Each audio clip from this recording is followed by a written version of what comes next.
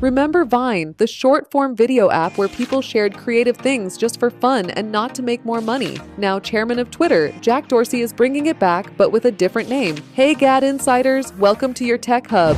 Divine, a rebooted version of the app with no affiliation to Vine, Twitter, or X, is now available for iOS and Android. Just like Vine, users can create and share looping videos with a maximum length of 6 seconds. But the access is invite-only for now, with creators gradually bringing in friends and followers before a broader rollout. Old-school Viners such as Lele Pons, Jimmy Here, Mighty Duck, and Jack have already reclaimed their accounts, and some users are already posting Vines that you can view on the Divine website. Dorsey funded Divine through the And Other Stuff open-source development collective he's backing and built it on the Nostr open protocol that he's been involved with, and it says creators will maintain control over their content. Divine is designed for creativity over engagement, and it's a place for authentic, non-AI generated media. In fact, the app has an outright ban on AI slop, which is delightful. Divine is using a cryptographic approach to verify the videos. New videos in the Divine feed will label whether a video is human-made. Dorsey thinks that by bringing back Vine on a decentralized network,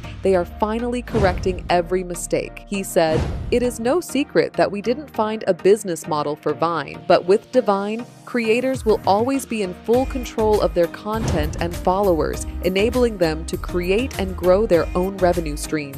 Even 500,000 from Vine have been rolled back into Vine. These were recovered from an archive that was set up before Twitter shut down Vine in 2017. For more updates, subscribe to GadInsider, like and share the video, and don't forget to press the bell icon so you never miss any update.